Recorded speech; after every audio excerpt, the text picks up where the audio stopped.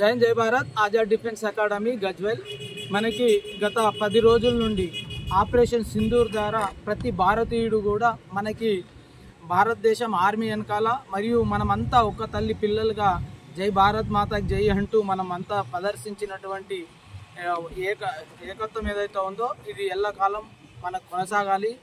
ఈ విధంగా ఇక ముందు కూడా ఏ దేశం కూడా మన దేశం వైపు కన్నెత్తి చూసినప్పుడు మనం అందరం కులాలు మతాలు రాజకీయ పార్టీలు జెండాలు అజెండాలు అన్నీ పక్కన పెట్టేసి ఐక్యమతంగా ఇంతే ముందుకు కొనసాగాలని ఒక రిటైర్డ్ ఆర్మీ జవాన్గా మరియు ఆజాద్ డిఫెన్స్ అకాడమీ చైర్మన్గా కోరుకోవడం అనేది జరుగుతుంది. అదేవిధంగా మనకి సింధూరు ఆపరేషన్ జరుగుతున్నప్పుడే ప్రాదేశిక మనకి ఆర్మీలో ఎంట్రన్స్ జరుగుతుంది అనుకున్నప్పుడు సివిలియన్స్ చాలామంది ఫోన్ చేయడం అనేది జరిగింది.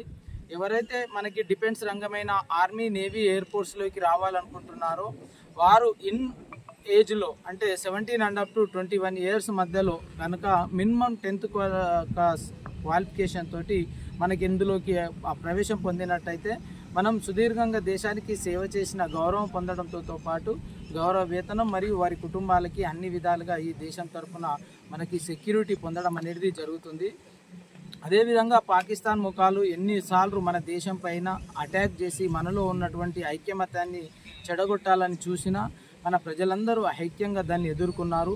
ఇప్పుడున్న భారత ప్రభుత్వం నాయకుడు మన నరేంద్ర మోడీ గారు మనకి ఊరిలో అటాక్ చేసి మన సైనికులను చంపినప్పుడు సర్జికల్ స్ట్రైక్ ద్వారా పుల్వామా అటాక్లో ఒక 40 మంది సుమారుగా మనకి బాంబ్ బ్లాస్ట్ చంపినప్పుడు మనకి ఎయిర్ స్ట్రైక్ ద్వారా అదేవిధంగా ఏప్రిల్ 22, 2025లో అనగా ఈ లాస్ట్ మంత్లో మనకి అనంతనాగ్ డిస్టిక్ పల్గామ్ అనే ఒక పిక్నిక్ స్పాట్లో నిరాయుధులైన సివిలియన్స్ని 26 మెంబర్ చంపినందుకు గాను మనకి పీఓకే పాక్ ఆక్రమిత కాశ్మీర్లో ఉన్నటువంటి మిలిటెంట్స్ గ్రూప్స్ హెడ్ క్వార్టర్స్ ఏవైతే ఉన్నాయో మిసైల్స్ ద్వారా వాటిని ధ్వంసం చేయడం అనేది జరిగింది.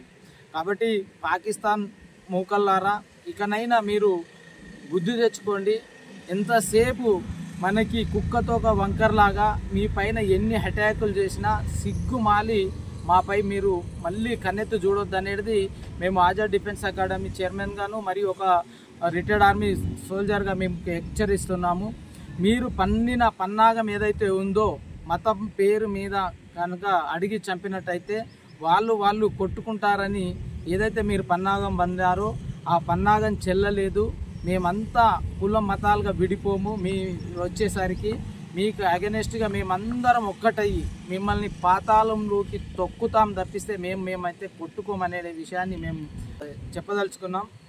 అదేవిధంగా మనకి ఈ మంత్ May 23 నుంచి నేవీ ఎగ్జామ్స్ మనకి కండక్ట్ చేయడం అనేది జరుగుతుంది. ఎవరైతే నేవీలో అప్లై చేసుకుని ఉన్నారో కనీసం ఒక 1 వీక్ అయినా మీరు కూర్చొని పూర్తి సమయం దానికి కేటాయించి మొబైల్స్కి సోషల్ మీడియాకి దూరంగా ఉండి మీరు చదివి సక్సెస్ సాధించి మరి ఒకసారి ఇంకా ఎప్పుడైనా భవిష్యత్తులో దేశానికి ఏ టైంలో ఎక్కడైనా థ్రెట్ వచ్చినప్పుడు దాన్ని ఎదుర్కోవడంలో మన భారతదేశ ఆర్మీ ఎలా అయితే ముందుంటుందో ఆ ఆర్మీలో మీరు భాగం కావాలని మేము కోరుకుంటున్నాము. దానికై మా ఆజాద్ డిఫెన్స్ అకాడమీ తరఫున మేము ఫ్రీ కోచింగ్ అందించడం అనేది జరుగుతుంది. దీన్ని అవకాశాన్ని ఉపయోగించుకొని ఇండియన్ డిఫెన్స్ రంగమైన ఆర్మీ నేవీ ఎయిర్ ఫోర్స్లో చేరాలని కోరుకుంటున్నాం. Thank you.